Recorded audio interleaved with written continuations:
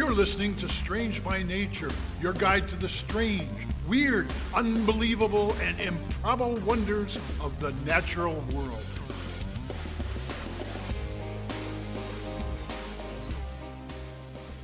Hello, everyone. Thanks for being here today. I am Kirk Mona, and I am joined today by Rachel Ginza and Victoria Thompson. We are all professional naturalists who together have scoured the world for weird and wonderful wonders just to please your mammalian brain's desire for novelty. Isn't that nice? Let's do this. Hey everybody, welcome to episode 100! Where are the kazoo? So excited to have everyone here. Oh my gosh, 100 episodes. This is crazy. Yeah. You know, most We have podcasts covered- most podcasts only make it to like episode 10. Is that true?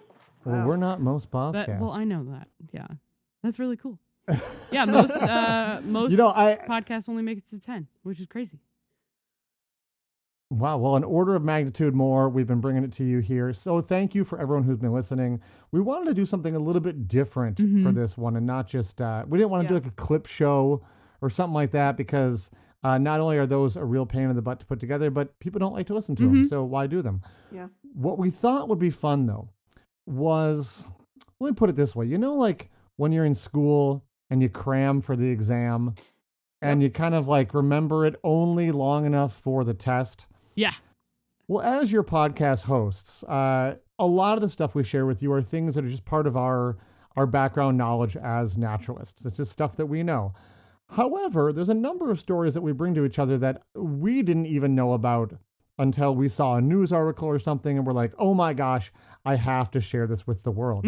So we do an episode on it. But the question is, how well do you remember those ones that were maybe just sort of a one-off that wasn't part of your, daily knowledge? Kirk. And so what we've devised is a quiz. We are going to quiz each other about the topics that we did. I fully expect to do Are you terribly terrified? on this quiz. Oh, absolutely. We're all going to fail.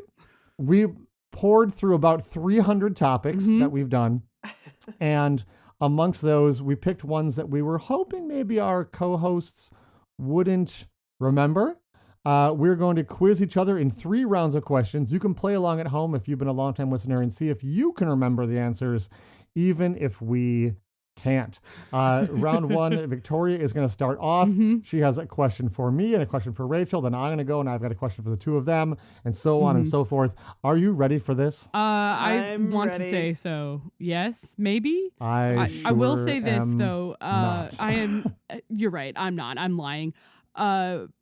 I have friends who actually like listen to the episode with me, and I will react with myself as we're listening. You don't remember? I don't remember. I will react or tell like a fun fact that I remember it happened with moose once. I was talking about moose, and then I said like, "Hey, did you know this?" And then like 2 seconds later, I said that on the podcast. So it was just one of those. This is gonna be so fun. I had a similar phenomenon happening to me when I was re-listening to some of the episodes too. Fascinating. Oh yeah, I'll be like, oh, I should tell this story, and then all of a sudden I start telling that story. You're like, oh yeah, there you go. Oh, good. I did. Okay. Fabulous. Our brains. Good to they know our work the brains same are so way. predictable. Yeah. Well, let's see if we can remember with very little prompting what we talked about. What do you got, Victoria? Yeah, I'm actually going to start off with one for Rachel. So Ooh. Rachel, Oh God. All right, Rachel, you're up. I'm going to take you way back to episode 22, which was titled "More Butts Than You Would Expect in One Episode." Oh God. Yeah. Rachel, A classic. You talked about the evolution of the anus. Yes, I did. She sure did. At the request of a Approximately- listener.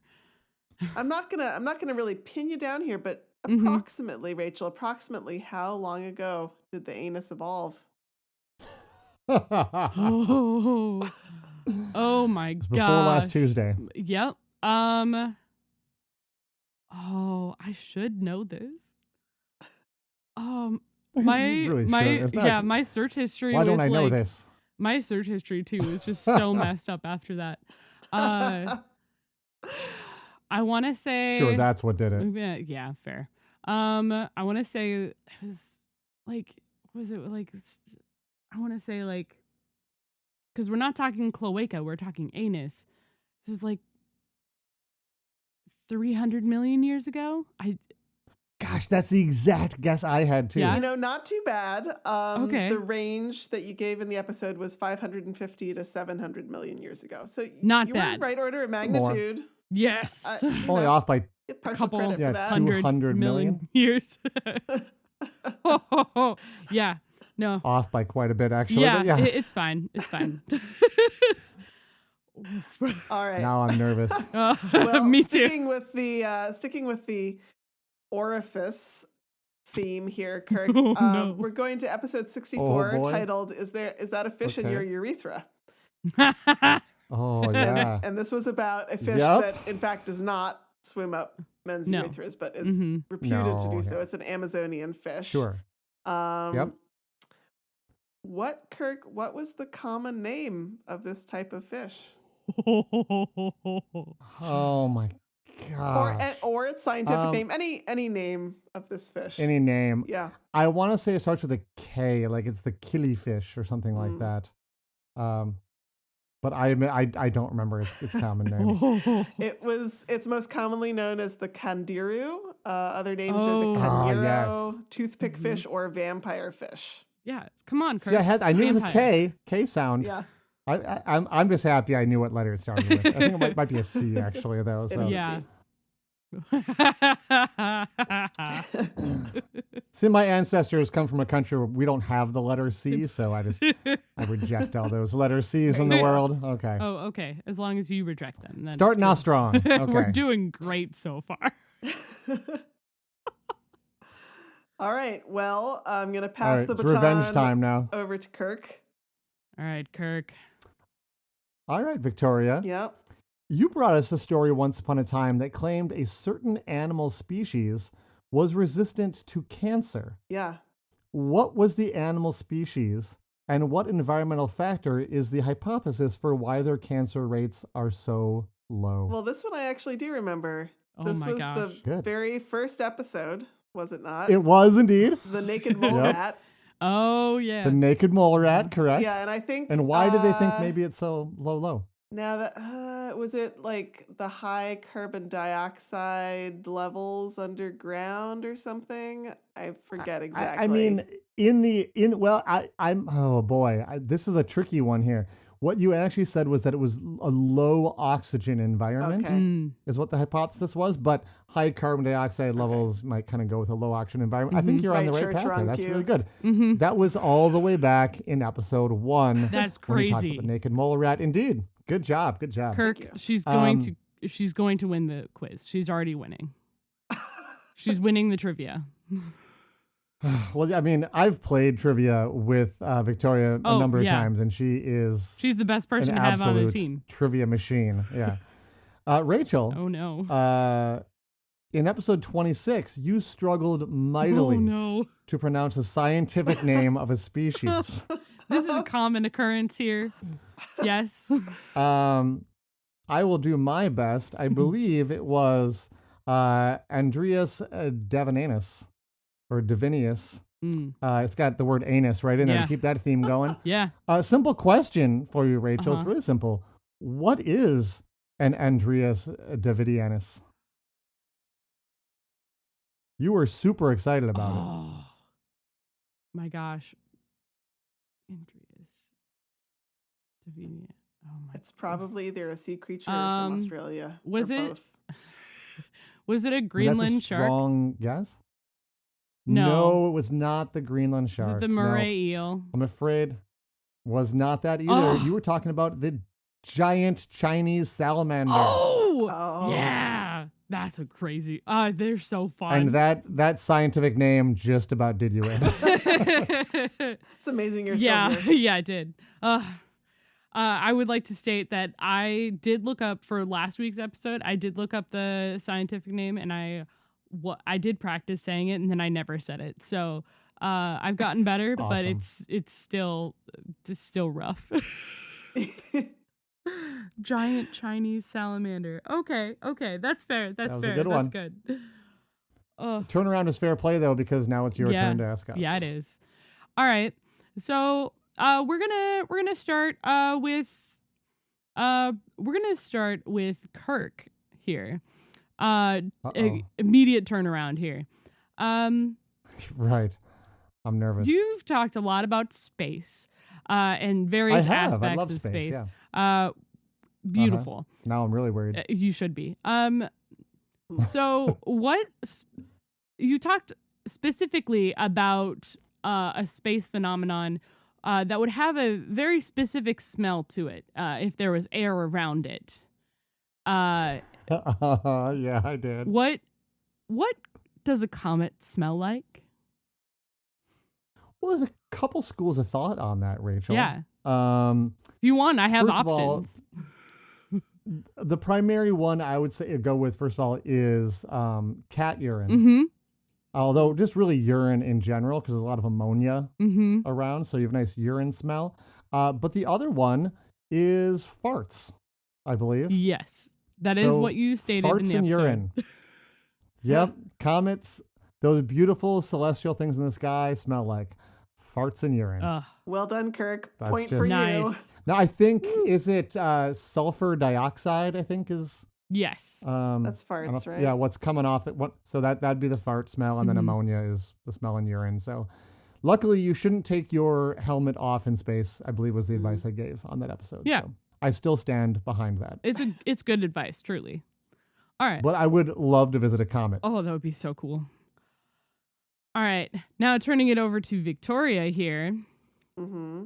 You have talked a lot about various animals that fly that Yeah. most people She has, don't yes. want to have flying No. in the slightest. No. Mm-mm. So I had a real hard thought about which one I wanted to talk about.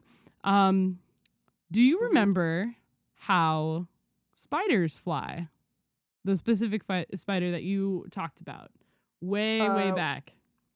Well, like ballooning spiders? Mm-hmm. Yeah. I mean, they Yeah. stick out. What is it that keeps them up? Yeah. What is Oh, it that keeps them right. up? How do they right. fly?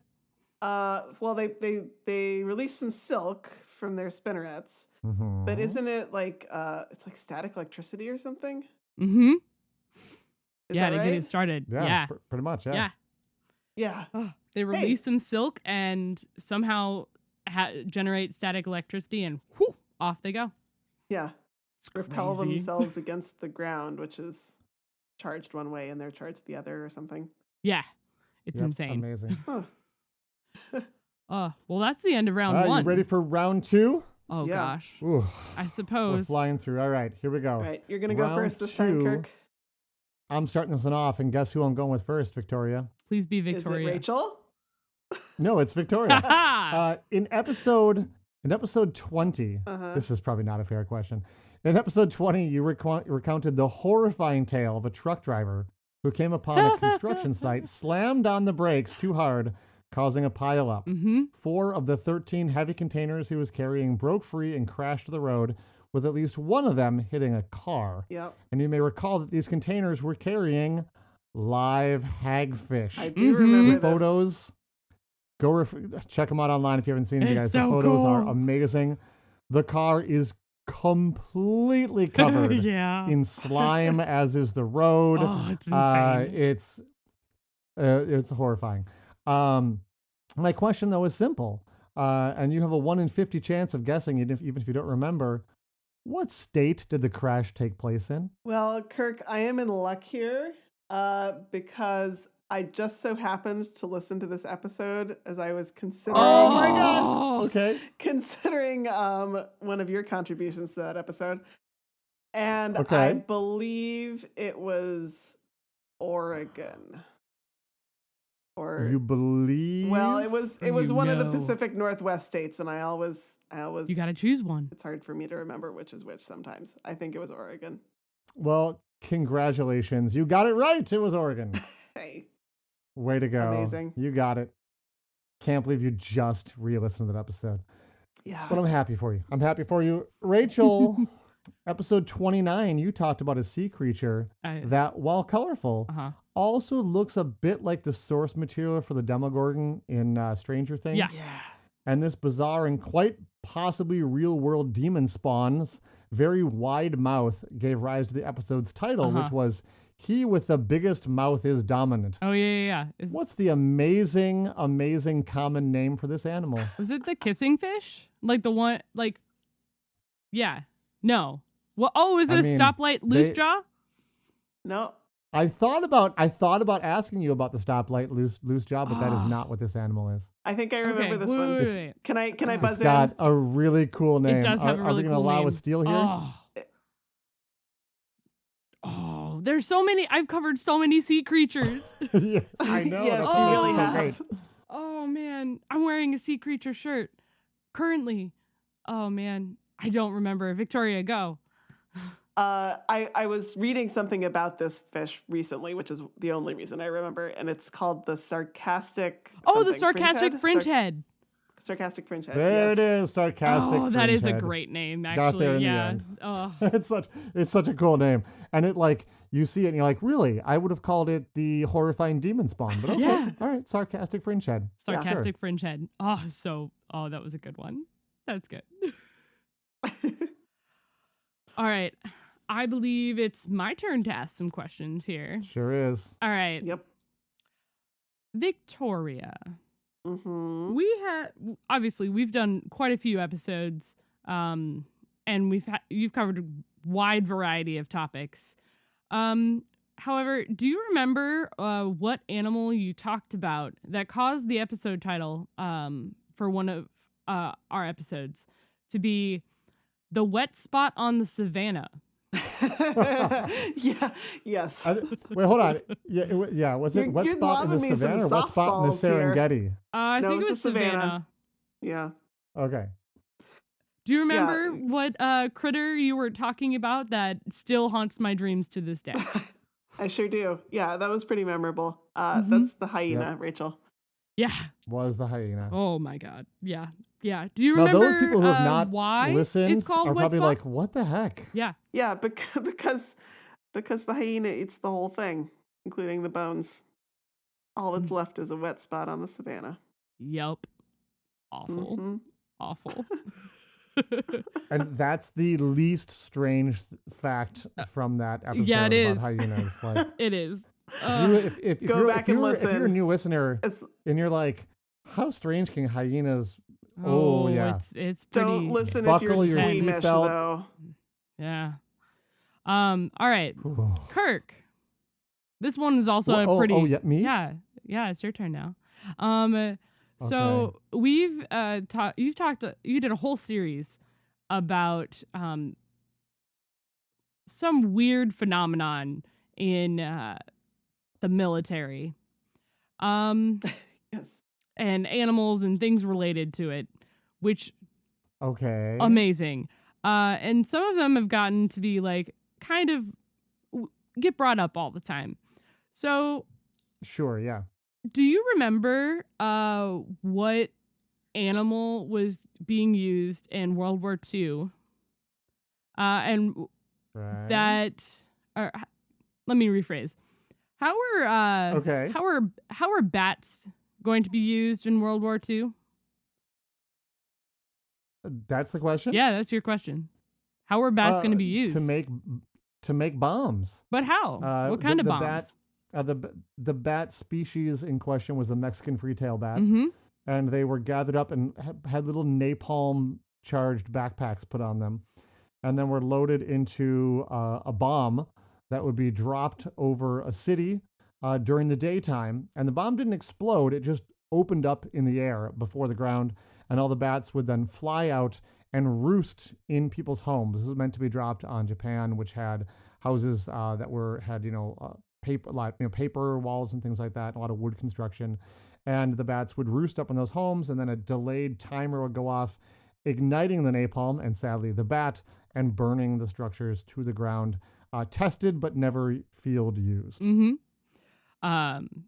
Also, still horrifying, just a bomb opening up and just letting a bunch of bats out. Just like all of a sudden there's Yeah, if bats you're not a just- fan of bats, that's also I think not even good. if you are a fan of bats, that would be a little like horrifying. Just like what on earth is happening?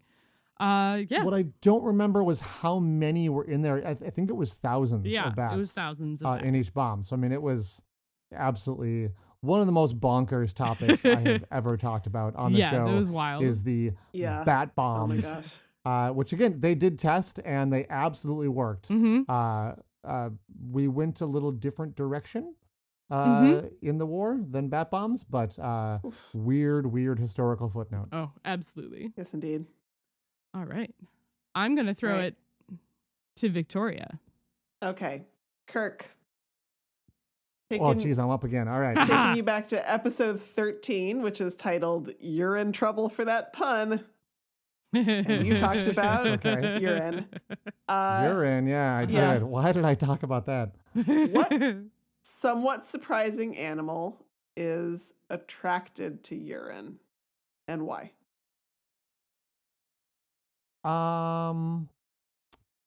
Think of a couple answers, but the one that comes to mind, I'm not sure if it's the example I talked about on the show, is butterflies. Yes, that's right. Okay, yeah. So butterflies are attracted to, I think, some of the salts in your urine, but sometimes I know wildlife photographers will literally pee on the ground to get butterflies to come over and get these great photos of butterflies sitting on the ground. And I think I said, if you ever see photos in a magazine or something of butterflies sitting on the ground, take note as to whether or not the ground is wet underneath them, and contemplate that you may be looking at a urine spot. Ew.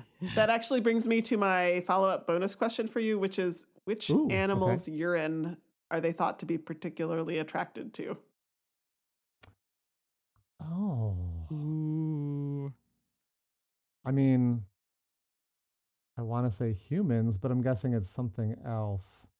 Is it something other than humans? Rawr. Cougars. Cougars.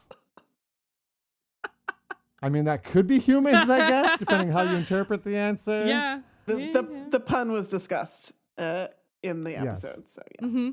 Yeah. Just hang out outside some, bars and. Yeah, that's where the butterflies hang out. Oh man, that was quite an episode. Yep, Crazy. the urine episode. That was something. All right, Rachel. Oh no. I'm gonna ask you about your topic from episode 41. The episode was titled "Death Cap Mushrooms for Dinner." Anyone? Oh yeah. But that was what I talked about. You talked about the old man of Crater Lake. Yes, I did. Which is a giant log that has been floating in Crater Lake in, is it Oregon? Yes. For I love that Rachel's topic. What's your topic? A log. It's a weird log. Your topic this week is a log? That's a specific log. It has a name. It's weird. It's definitely very weird. bizarre. Yeah.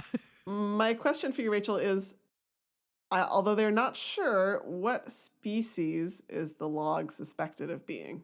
Oh, that's a great question. That's a great question. I think Old Man of the Lake. I want to say the one that's coming to my brain is you for some reason. Ooh. Which I have a different one in my head. Which I think is actually wrong.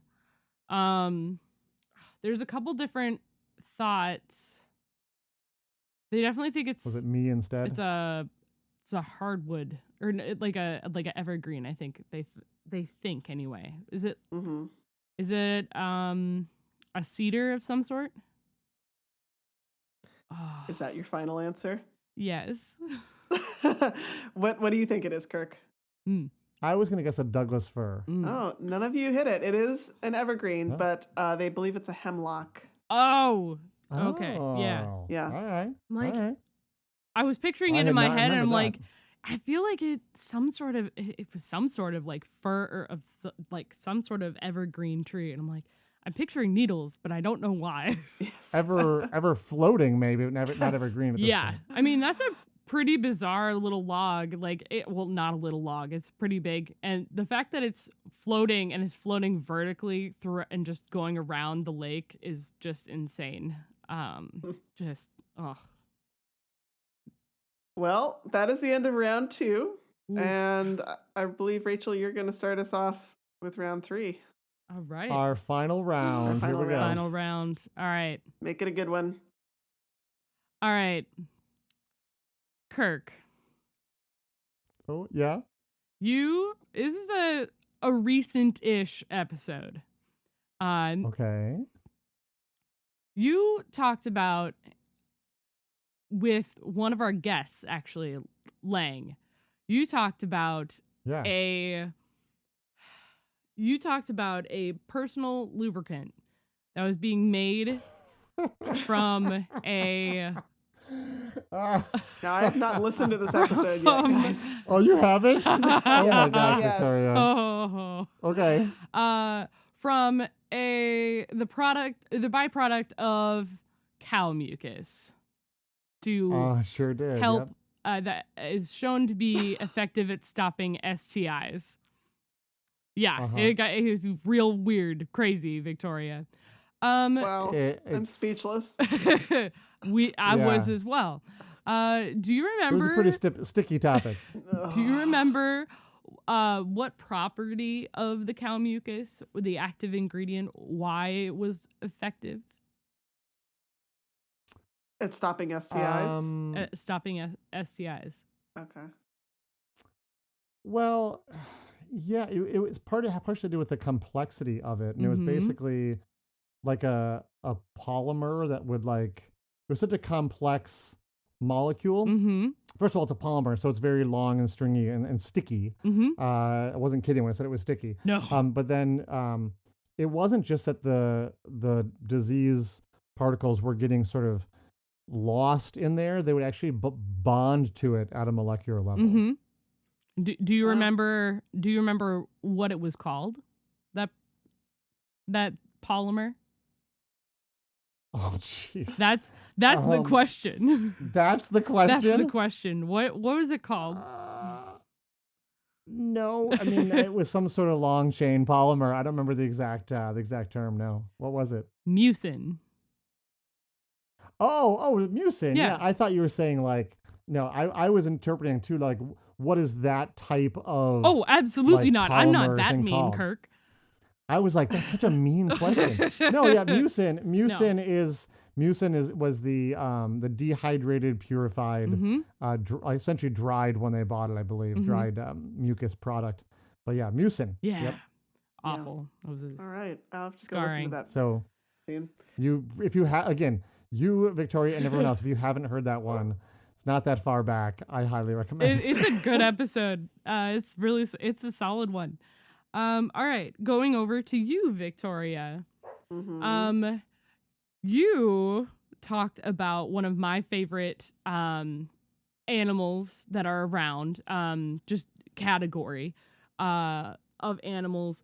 Do you happen, and this particular animal too, actually, you talked about an accident with a swimmer who is going for a distance swim in Hawaii. Oh, yep. Mm-hmm. Do you remember what? We'll do a slight two-parter since you're really good at this. Do you remember what animal it was that attacked this diver or this swimmer? Yeah. And It was. Oh, okay. Go ahead. go ahead. No. The cookie cutter Go shark. ahead. Yes. Cookie cutter shark. Cookie yes. cutter shark. Cookie yep. cutter shark. And name. do you remember how they hunt for food? Do you remember Oh, from well, the episode? I mean, they're sort of like they don't kill you. They just take a chunk out of you, Mm-hmm. basically. Yeah. Yeah. It was kind of a Oh, trick man. question of like they just whatever comes by, and if they can get a hold and do a little Yeah, they're kind of. I think maybe like sometimes they even attack animals that might be wanting to eat them and just mm-hmm. take a plug out. Yup. Wow, Awful. Ugh. Awful. that's really something. Yeah, that Ugh. guy got back in the water again later. He I did- was yeah. just thinking about that story in the last episode where you were talking about the those squid, Yeah. Rachel. Yeah. I was like, man, another reason not to go swimming in the ocean. Apparently. Yeah. Okay, Yeah. great. I'm glad that I could bring that to you both. But yes, I was thinking about the cookie cutter shark recently, and I was like, that's such a good shark. But It's a great shark. oh, what a good name. All right, throwing it back to you then, Victoria. Your turn for questions. All right. Kirk. Yes. Well, not too long ago, we did our second Halloween episode, but I'm going to take us back to our first Halloween episode. Oh, man. Oh, okay. Yeah, you talked about a Oh, very no. disturbing topic, which I was did, yeah. Oh, brain-eating amoebas. Uh-huh. Oh, wow. Yeah. Oh. Mm. Do you remember the number of people in the United States who have gotten Oh, jeez. infected with brain-eating amoeba and survived? And survived. survived. Ooh.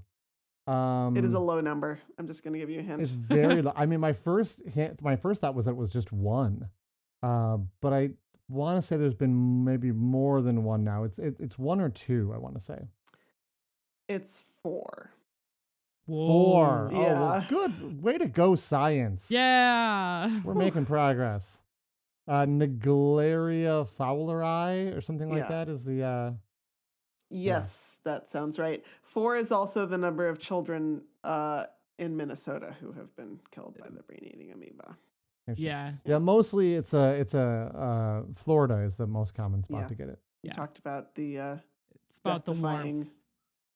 death-defying experience in the Disney water park that you had as a child. Mm-hmm. Mm-hmm. Oh yes. Oof. Rough. All right. Well done. Rachel, Oh no. the episode that I'm going to ask you about was episode number 62, titled Ants on Stilts. Oh yeah.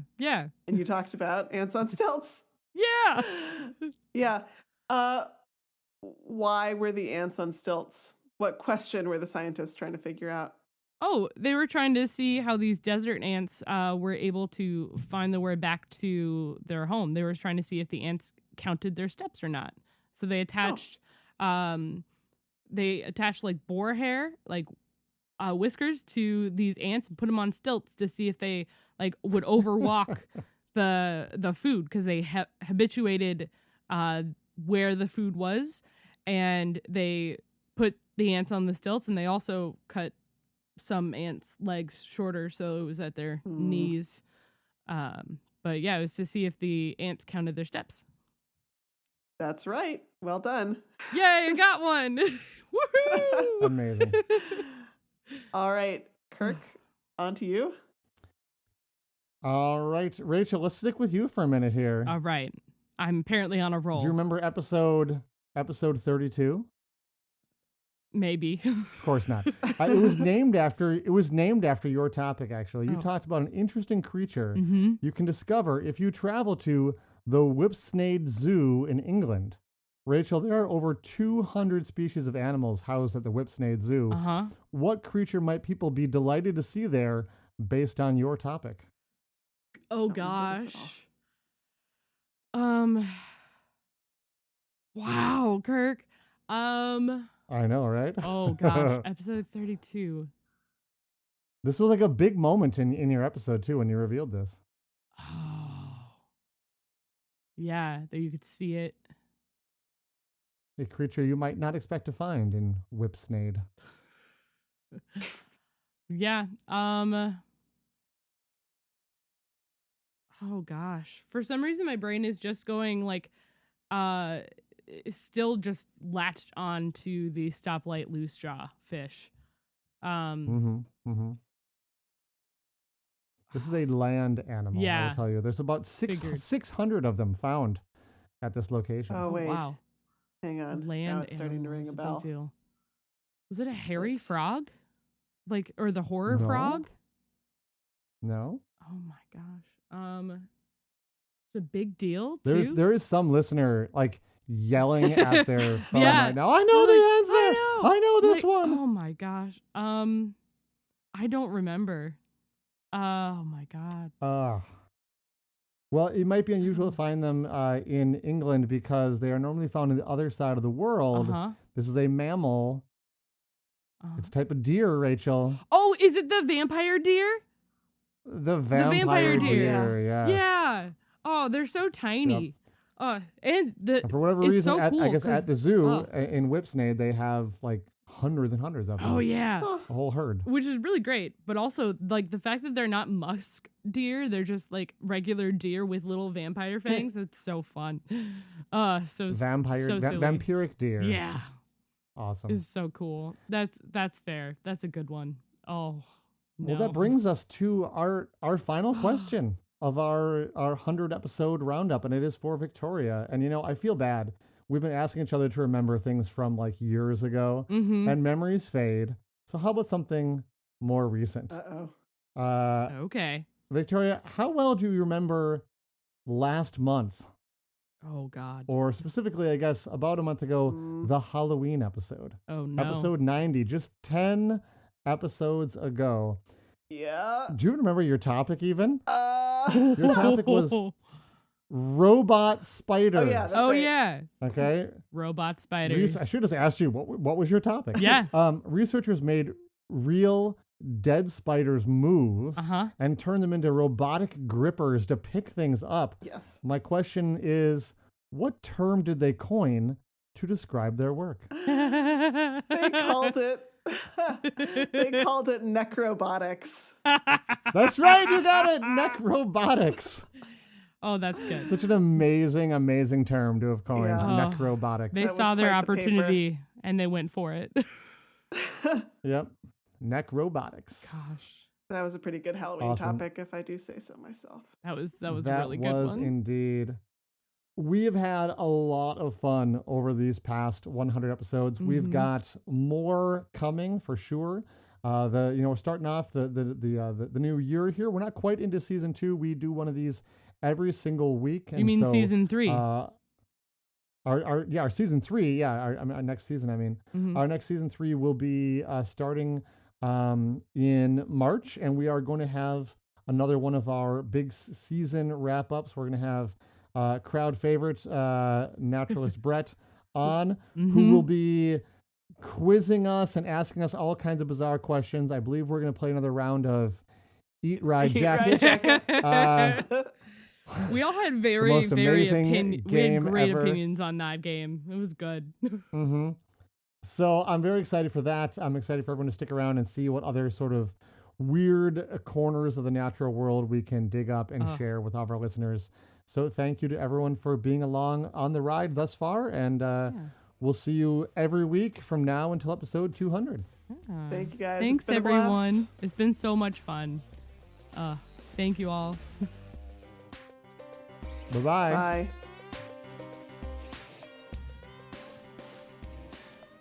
Thanks everyone for listening to today's show. Be sure to subscribe. New episodes drop every Wednesday, and we love sharing this strange world with all of our listeners. If you would be so kind as to leave us a 5-star review, that would be great. It lets other lovers of the strange discover the show. You can reach out to us on social media by searching for Strange by Nature Podcast on Twitter, Facebook, and Instagram. You can send us an email as well. Our address is contact@strangebynaturepodcast.com. If you want more information about the show, you can also check out our website, which is strangebynaturepodcast.com. Until next week, get outside, stay curious, and embrace the strange.